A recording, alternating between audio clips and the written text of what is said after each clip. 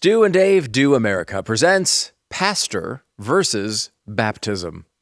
Shall receive the gift of the Holy Ghost.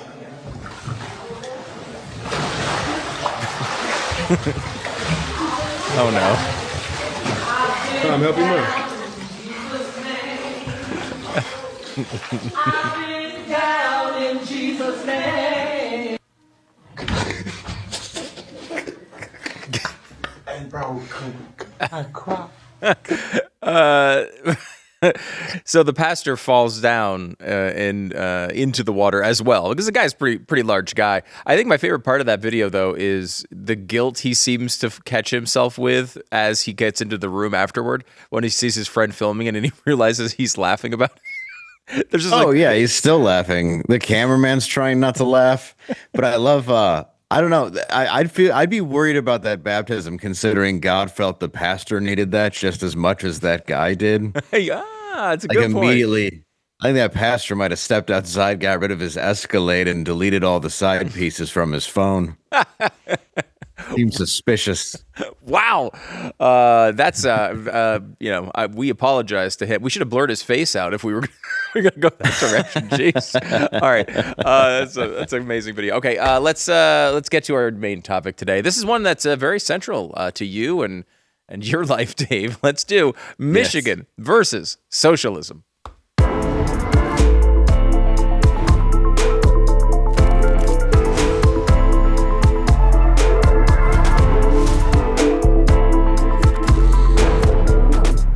Welcome to Stu and Dave Do America. I'm Stu Burguiere, along with Dave Landau.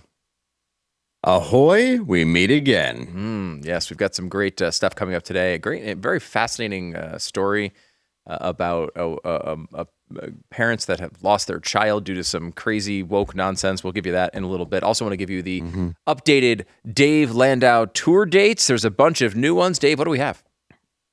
Oh, we've got a bunch. We've got Honolulu coming up on the 26th, though, which is spelled correctly now on there. We didn't notice it before. Look at that. But this weekend, Albuquerque, New Mexico. Next weekend, Glendale, Arizona. August 20th, Cleveland, Ohio. But September 17 and 18, Denver Improv, and September 25, 26, Salt Lake City, Utah. What about you, Stu? What you got going on? Oh, we got lots of stuff going on. Don't forget your tickets at davelandau.com, by the way, for all of those dates. We have live streaming tonight of the election results on Predictable. PredictableShow.com is the place to go. The polls close at 8 p.m. Eastern, 7 p.m. Central tonight. Senate primary is the big one in Michigan. A fight for the Democratic Party's future. Yes, we're on that. We're on this road now. It's like, well, the crazy liberal normal Democrats of the past are now being pushed out of the party by the socialists. It's lots of fun. Tuesday's primary race spawned tensions within the Democratic Party, including over party's political identity, support for Israel, and the role of money in politics. The race is one of a handful of races that are considered a toss-up and crucial to determining control of the Senate. Can I give you one little aside here, Dave, when it comes to the media and how terrible it is? Do we have that prediction market that's up right now? Sure. I don't know where this is going to go. We don't know what the race is going to be. People's votes need to be cast, need to be counted. But the way the media is presenting this story to you today is the race is one of a handful that are considered a toss-up. The prediction markets are telling you that El Sayed has a 98% chance to win. Now, to me, that's not much of a toss-up, Dave. Maybe the prediction markets will be wrong, but my guess is the media will be wrong.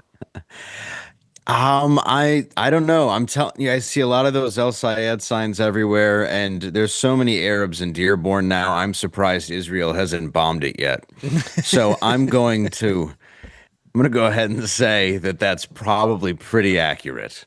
Yeah, Besides the fact that she comes off as every chubby woman I ever did improv with. Right.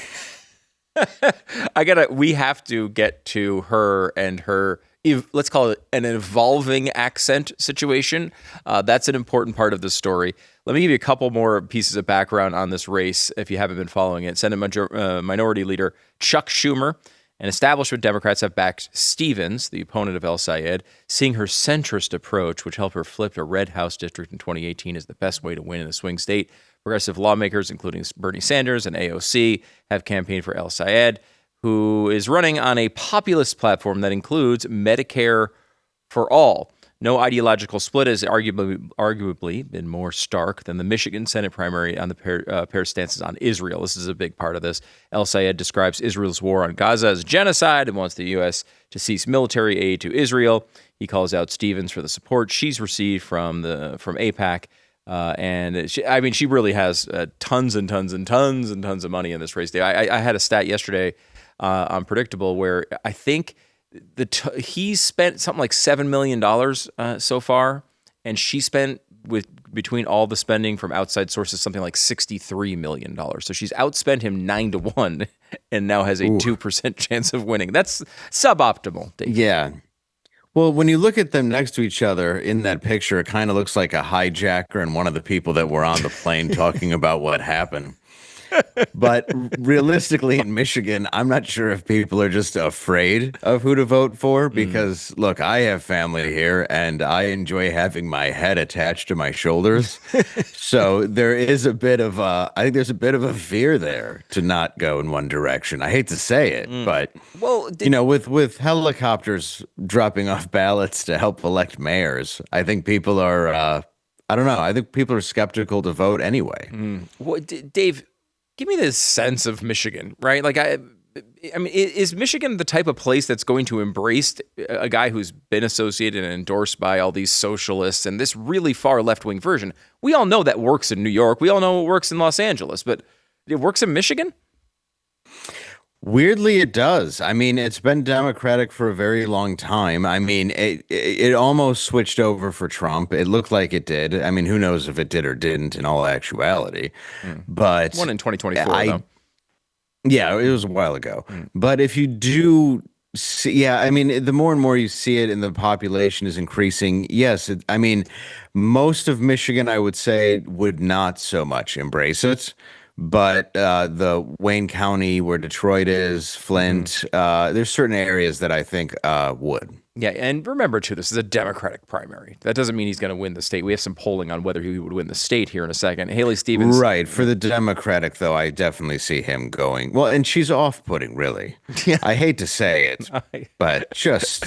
It's really the highlight of this segment, so I want to get to it here in a second. But Haley Stevens stands firm on backing U.S. military aid to Israel, so she's not backing down. I mean, look, she's been this way for a long time. She's getting support from AIPAC and such. So you'd be surprised if she did back down on supporting Israel. But this is really this is the split right now, right? Like on the left, they have completely turned on Israel, and on the right side, we've seen some of that as well.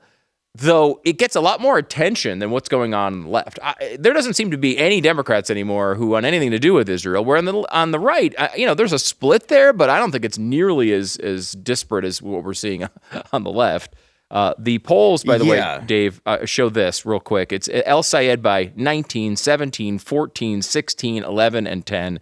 And it's been growing. The poll that is the next poll off of the sheet is Haley Stevens winning by like 7, but it just seems to have totally turned against her in the past few weeks. There's been a couple of debates that, I don't know, I think, again, as you put it, she's kind of off-putting, that has turned against her. So I don't know if that's the factor, Dave. Well, I think it's because whenever she talks, her accent really starts to come out after about 3 or 4 red pops. Gets really over the top.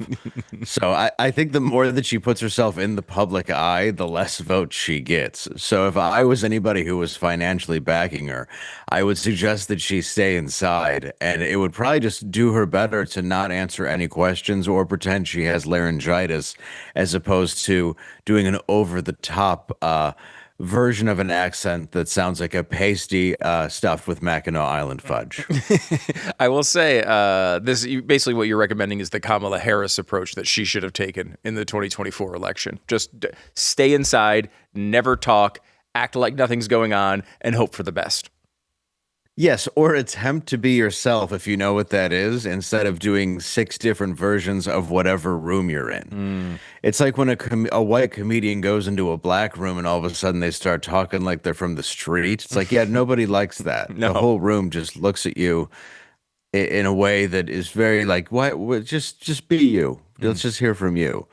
And she apparently thinks all of Michigan is, hey, Hey, all. Hey, how's everybody doing? Great. Okay, we're gonna win this thing. Ugh. All right. You're And the more it comes out, the less they'd literally rather hear whatever Saeed's voice, which is pretty terrifying.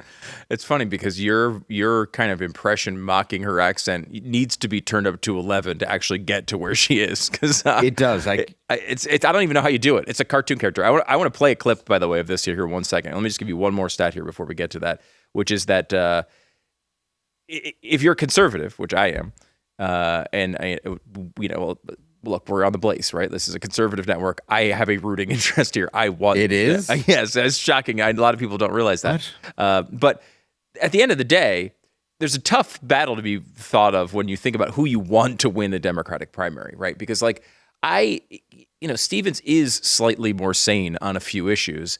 And if a Democrat was going to win, I'd prefer it to be her because El Sayed is such a crazy person.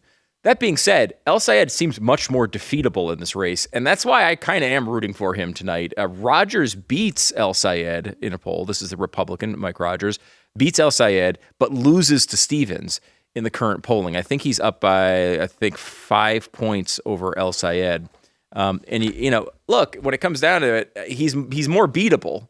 And I think there's a lot of conservatives who are just hoping, hey, I'm kind of hoping at this point that El Sayed wins, so at least we got a shot at that seat. Yeah, I met Mr. Rogers, that's what I like to call him, a couple weeks ago. Oh. And Nice I guy. gotta say, I like him. Mm-hmm. I'm a fan, and he's who I'm going for. I can definitely see him beating Saeed. I think that's true. I think that's accurate polling. I think that he would have a tougher time against Haley Stevens than he would against Abdul Sayed. Yeah. And Abdul Sayed, I think, is a good candidate as far as like aesthetically. He's a pretty good speaker. He's he does the things you have to do as a candidate much better than Stevens does. But that's a whole nother thing. Let me give you this now. This is the accent. Yes, I'll say whatever I have to because there's a mosque in my neighborhood. Mm-hmm. It's true. So he's a great speaker. He is Good guy. Doing the Mamdani. It's socialism with a smile. It's anti-Semitism with a smile. And if you can kind of like, if you got a guy up there and he's a good looking guy and he's smiling, he's lifting weights, Dave, he goes to the gym. I've seen him at the gym in 47 different news stories. When you got that going on for you, I guess people just overlook the fact that, you wouldn't mind if all Jews were wiped off the planet. That's the dynamic of the race. It basically is. And it wasn't it was in New York as well, with Mamdani. And it's an interesting turn because I'm old enough, Dave, to have done a show with Glenn Beck for many years where we would be, Glenn would win the like Defender of Israel award from like some, from the Zionist Organization of America, and then the next day would be like Glenn Beck is an anti-Semite. Like it used to be a thing constantly tossed at the right. And I don't know, the left has decided to pull people who seem to be current members of Hamas to bring out of these primaries and run them for office. It's quite an interesting dynamic. They ran a guy who was literally associated with Al-Qaeda in New Jersey, and he won the primary. That's a thing that happened. No, yes, and it's not too much farther after 9/11. Also, is the Zionist Award 15 Bentleys? Because I'll take it. I'll do this whole show in a yarmulke if I can have his house. I don't think it was a direct gift, by the way. To be clear, has nothing. Glenn's absurd wealth has nothing to do with his Zionist award. In fact, if anything else, it probably so you say it's probably lowered his overall wealth totals, honestly. But that's what's great about Glenn. He stands up for what he believes, and I don't know if that's I don't think that's true with someone like El Sayed, who is out there praising combustion engines when if he had an opportunity to vote them to be illegal, he would do it tomorrow. It's got nothing to do with anything he actually believes. He's just lying to win this election. Exactly. It's much like I can be bought. Right. I will hang an Israel trans flag, whatever you want on my house for the right amount of money. Right. I just want everyone to know that. I'm not a sellout unless it's the right price. We should do a GoFundMe to put some sort of just absurd thing on Dave's house, because he'll do it. As long as you'll give him the money, Dave will hang any flag on his house. But if it is a swastika, I also have to hang the Israeli flag. Okay, and I have to explain. I'll be like, me and my wife see things different ways. We'll let you determine who is who. But one of us likes the red flag. One of us likes the blue one. Okay. I'll shave her head when she's sleeping. Be like, that's not cancer.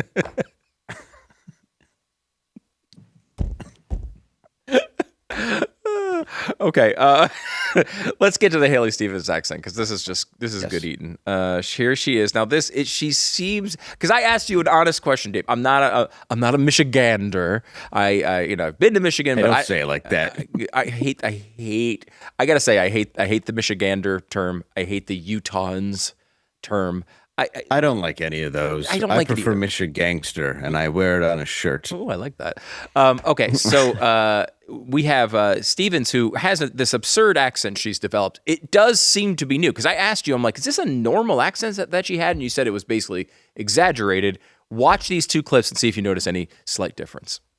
Oversight, intelligence, judiciary are going to be taking up those matters through hearings and different investigations, and those committees are going to do their work, and I am laser focused on my committees of jurisdiction. I worked really hard to get on those committees for Michigan and for my constituents. You know who I sound like?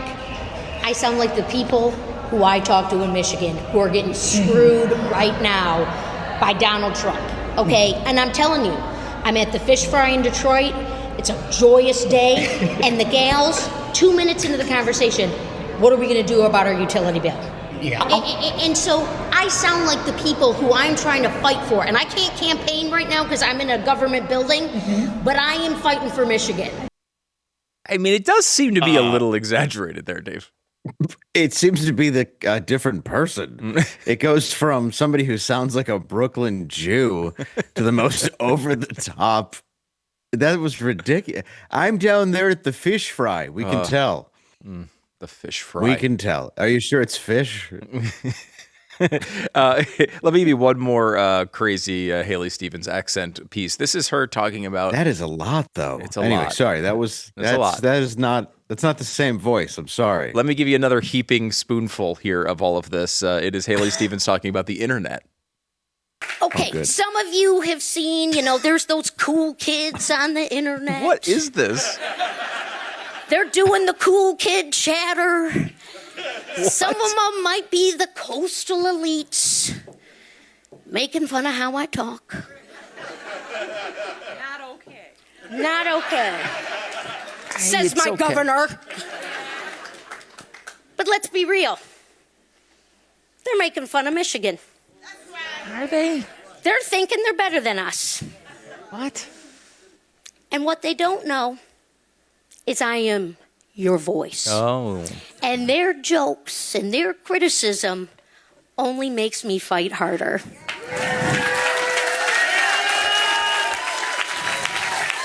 She's down by double digits, by the way. We should point out. That was about as believable as Keanu Reeves in Dracula, that voice. Or in any other movie he's ever been in. It really did come down. Yeah, that's true. As the Southern lawyer in. I mean, even in John Wick, which is, the first one's a good movie. His action scenes are incredible. His acting has just never been a strong suit.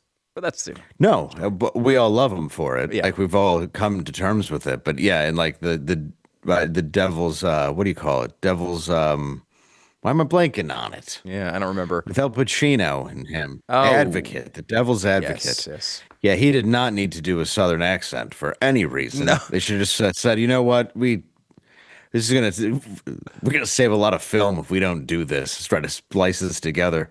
But yeah, that was absurd. I don't know what that was. She does come off like a motivational speaker at an inner city high school. Yes. At that moment. Yeah. I like, too, that she kind of comes off as a cartoon character version of someone who could theoretically be from Michigan. Like, it's not... I've talked to a lot of people from Michigan. None of them sound like that. I mean, they might have an accent. Every place has some sort of an accent.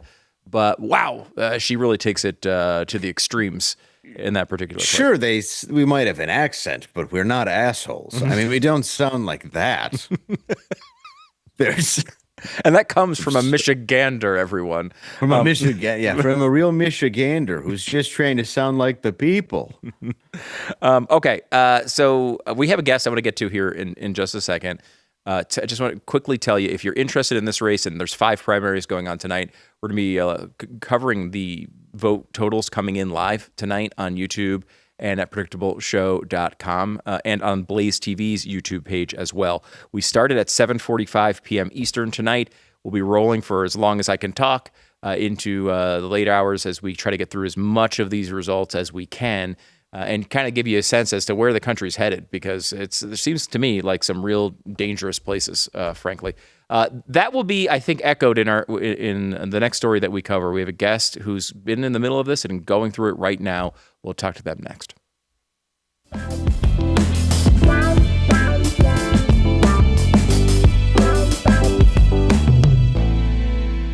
If you're walking across a college campus, if you're going for a run, if you're just trying to make it through the grocery store, parking lot, whatever it is, it's nice to know if, a bus is about to hit you.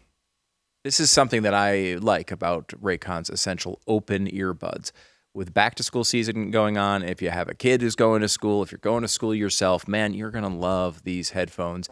Open ear design lets you listen to your music or your podcast while still hearing traffic or announcements, or just what's happening around you. When someone talks to you, you're not completely in an isolation chamber. It's one of those things where you wonder why nobody thought of it sooner. I never had earbuds like these before, but they're really, really cool. They're incredibly light. They have a rotating ear hook that keeps them in place comfortably, and they sound great. They sound like earphones that cost a heck of a lot more, honestly. They even connect to multiple devices. The battery lasts really long. I have to maybe charge them once a week, tops. So it's really, really great. You'll like these, whether you're out running errands, whether you're just working from home. The essential open earbuds are perfect, whether it's back to school or just for everyday life. Go to buyraycon.com/Stu and Dave, BUYRAYCON.com/Stu and Dave. Get 20% off right now. Thanks so much to Raycon, our friends over there, for sponsoring the show. I have a wild and honestly disturbing story to bring to you now. I want to bring in Alexandra Lyashchenko to the program. She has an incredible story to tell. I want to make sure you can go and subscribe to her X account. She can tell you this entire story. We'll put that up at the bottom of the screen as well. She has a Substack too. I want to bring in Alexandra, and Dave's here as well. Maybe we start at the beginning of this story, Alexandra, because you came here, you used to live under Soviet control. Is that right? Yes, in California. It's a good point. Both. I am an 80s child, and I want to use this chance and thank everybody. Thank Martin, thank you, Dave, for bringing me on. It's a nightmare, and it's such a flipping reality that these people have created intentionally to make us seem creepy and crazy, but we are not crazy. Can you kind of bring us back to the story of your daughter and how this all started? So before COVID hit, I saw that it was the 4th or 5th school, the year of 2019, and I just could not take the resource, aka police officers, measuring our little condo we fled to, seeing her not safe to go to school, not to ride the bus, me having to grab my son from a playground to pick her up because she feels unsafe, all that manipulation, all that school mafia playing along with each other, and my husband's new job that forced him to go to out of state and out of country. I just took my kids. I needed a bubble of fresh air. I took the kids. We went to Ukraine for a family trip. By then, I lost my parents from cancer and heart attack. I had to sell my apartment in Kiev. I thought the brighter future was in America, and my husband's 90s that were drowned into hunger in post-Soviet, aftermath. It made me believe that still America was our choice. And I left for Lviv. It's the west part of Ukraine, because I sold my apartment in Kiev and my parents were no longer alive. We went to his family location area, Lviv, which is, I don't know if you guys know, it's a western part of Ukraine, the historical, unpronounced capital of Ukraine. Right now it's very nationalistic, very Ukrainian language pro, and bordering on Poland and Warsaw, beautiful cobbled roads, Catholic temples. It was such a gust of fresh air. I really begged my husband to come back and stay. I'm like, maybe America is not. I don't believe that this is the country. I felt something, Yeah, well, and because of where you went in the country too, you had I think a different experience than many of us have had in other areas. And you're talking about a time where your daughter is really dealing with something really serious. You come to America, is this right? And she eventually goes to see a doctor to try to determine what's going on with her. But it goes awry from there, doesn't it? That's we're talking about pre. So I'm talking about how this happens. So the girl is artificially made problematic, inconvenient in a Massachusetts school district, right? Then instead of addressing that, the school penalizes her, creates even more problems. The girl is entering her puberty. Period starts at 10. Her little brother is being born. Her parents just try to, not to band-aid, but you just solve the way with the resources and knowledge and experience we had. By the way, we had to call 911, and I dealt with Massachusetts DCF. I had a positive and professional handling of them. They never sent somebody out. They covered the things, when you call 911, they're supposed to notify them, right? And normally CPS or DCF calls you and clears this up on the phone. They ask questions. So I had this positive experience. But the school mafia was already the school mafia, showing their true colors. I took my kids, we went to Ukraine. My husband said, well, we could not go back to Ukraine because it was past Putin's annexing Crimea and the actual war starting in Donbass. It started in 12-14. We're talking about 2020, COVID hit us.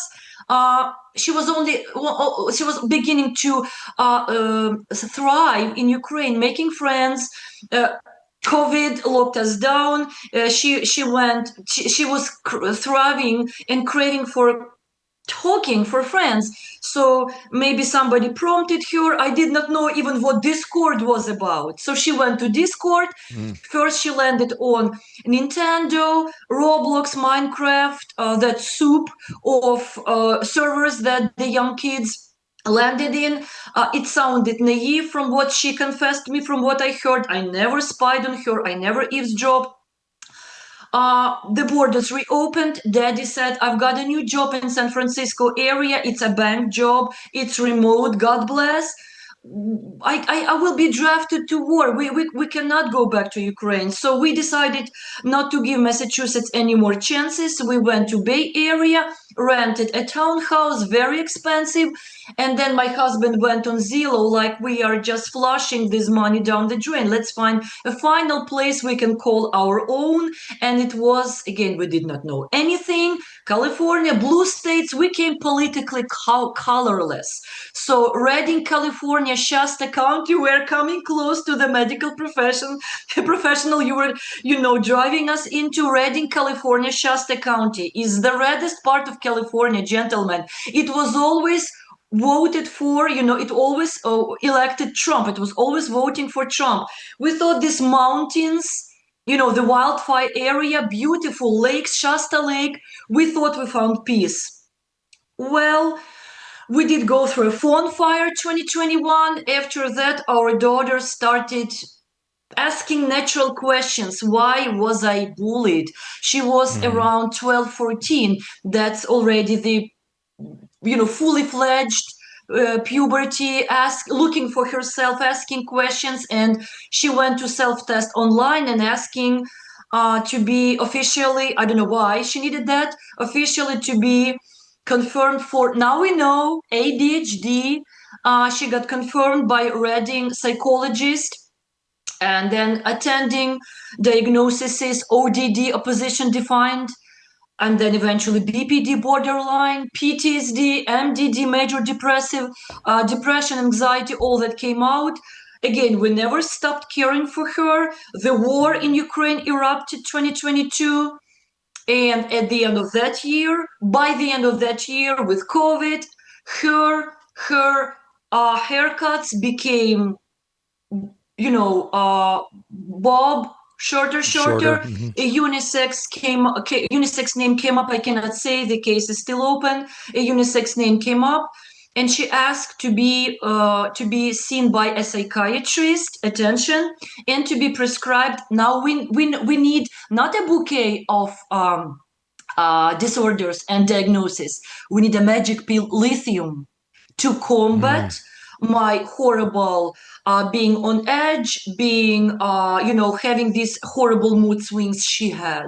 She could be. Lithium's a very, very powerful drug, and it was given to people in psych wards at one point, and it can evaporate someone's personality and change who they are. It's a very, very powerful drug.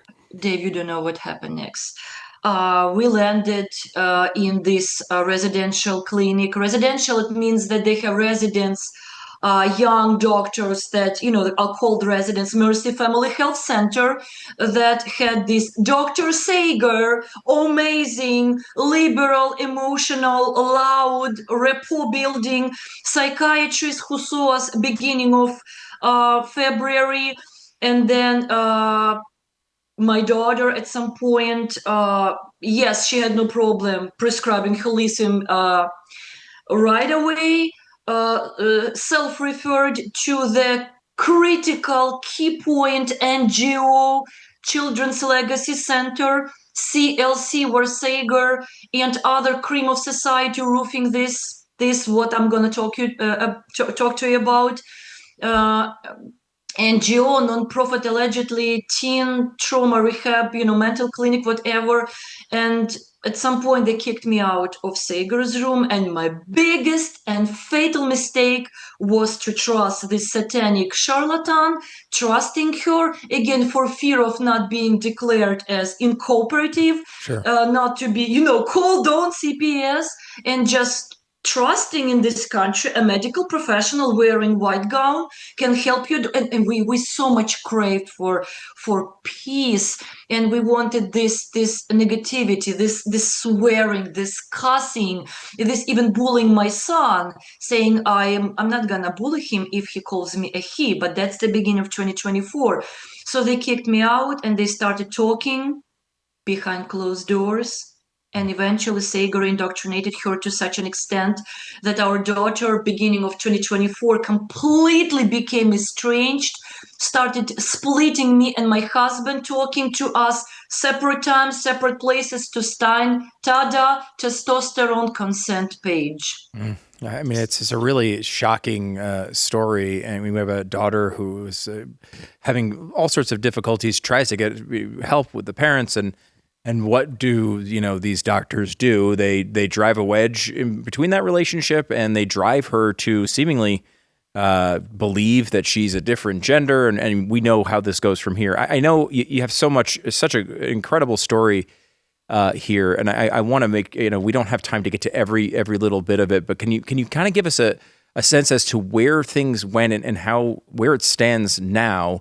We only have a couple of minutes, but I want to make sure we at least get to that point so people understand where the scope of this. It's such a horrible story. Yes, no, I want it's to very give hard as much, to sum up someone's life in 10 minutes. We sure get that, is. and it's very difficult. So I understand that, but it is essentially that the doctor decided that you're yeah. So tell us. Picked up the phone, called.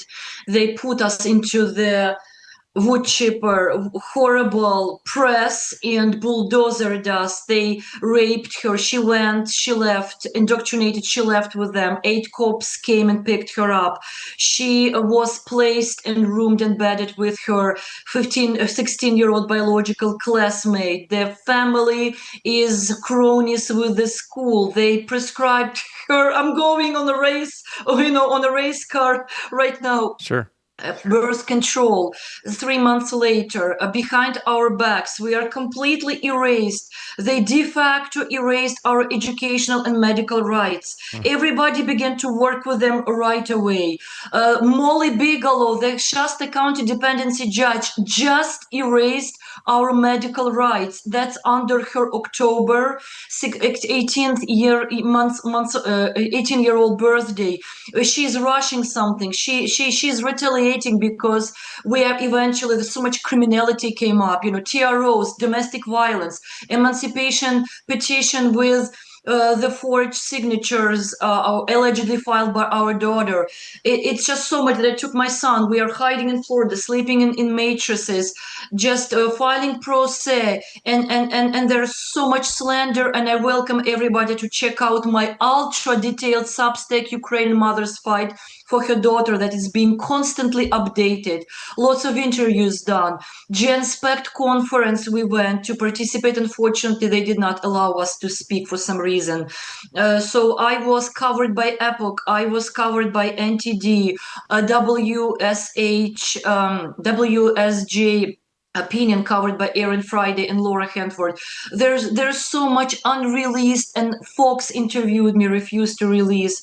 You have no idea what's going on in Shasta. Shasta is drowning in HHS and jail and police corruption. All 5 supervisors are name calling us trolls only for just having them do their diligence and making CPS and court work. The court is not talking to us. The court is not releasing court minutes because that's the retaliation we are talking about.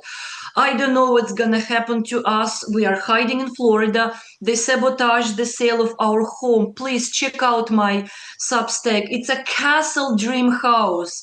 It's empty. It's waiting for the children, but we cannot go back. They sent us threats. They want us in jail. Our almost 9-year-old son is severely traumatized. We are desperate. We are legal immigrants, and we were treated like garbage. And they trampled our rights. They wiped their feet against us. I don't even know what to ask for. It's the legal court system is absolutely kangaroo court, where the judge is using the Constitution as a toilet paper. There is no Constitution. The lawyers terrible. Betrayed us.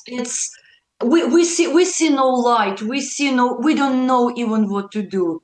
Almost 50 interviews. Yeah, and there's so much to cover. Obviously, we only have so much time, but I would encourage you to go to the Substack and read about this and understand it from beginning to end, because this is the type of thing, this shouldn't happen to people. Certainly, people who are here legally as immigrants or American citizens. It's happening to both, and it's a real problem.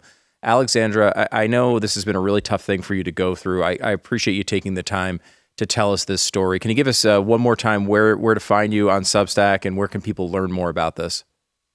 Please share this interview. Parents, there are now someone else's children, and I'm not only fighting selfishly for my daughter. I don't even believe that she'll come back, because she's just drowning in their horrible, sexualized, medicalized. They're overdrugged with 4 horrible psychotropes only in 2025. Dave, it's not only lithium, it's Seroquel, Abilify, Pristique, it's Trazodone, it's hydroxyzine. You have no idea. And I outlined Once you said she was diagnosed with several things, I was pretty aware that they probably put her on 10 different concoctions of pills and then diagnosed her to be a boy, unfortunately.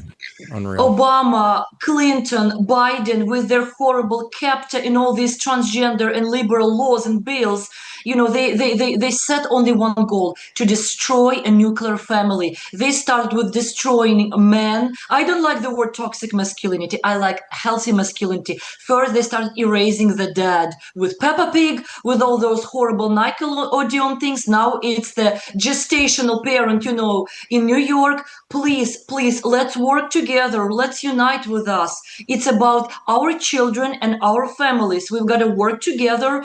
So I am on X. It's Alexandra Lyashchenko.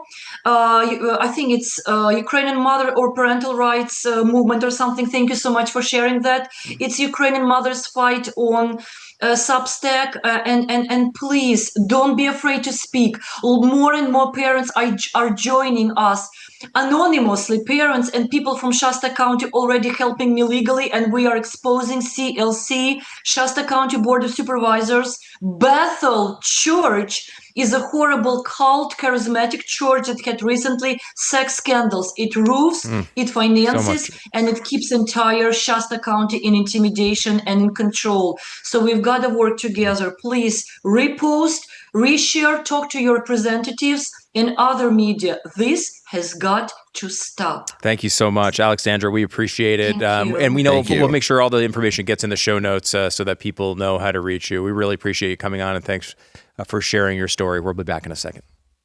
Thank you.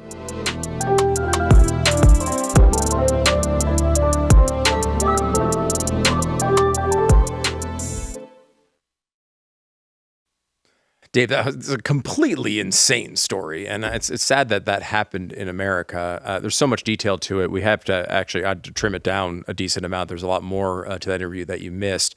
We're going to post the whole thing up at BlazeTV. If you remember, you can go there, and if you subscribe, you can check out that entire interview. There's so much to that story. Honestly, we would have needed 3 shows, I think, to fit the whole thing.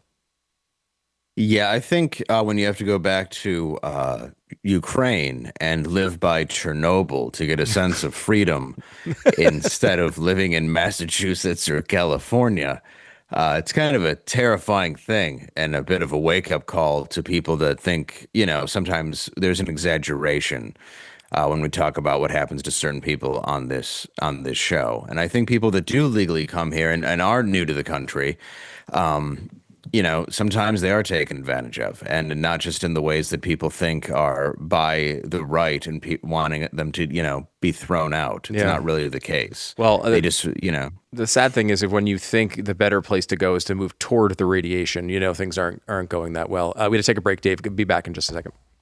Yes.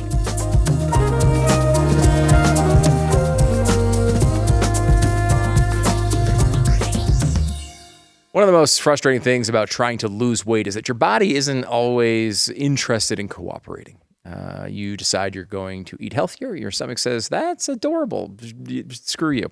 Suddenly, the leftovers in the refrigerator become much more fascinating. The vending machine starts calling your name. And sometime you turn on the TV, you see pizza commercial, and then you wind up ordering maybe 4 or 5 pizzas. That's just a thing that happens. It's not your fault. But Lean can help you do something about that. It's a doctor-formulated supplement designed to support healthy weight loss by helping maintain healthy blood sugar levels, curb appetite, and encourage your body to burn stored fat for energy.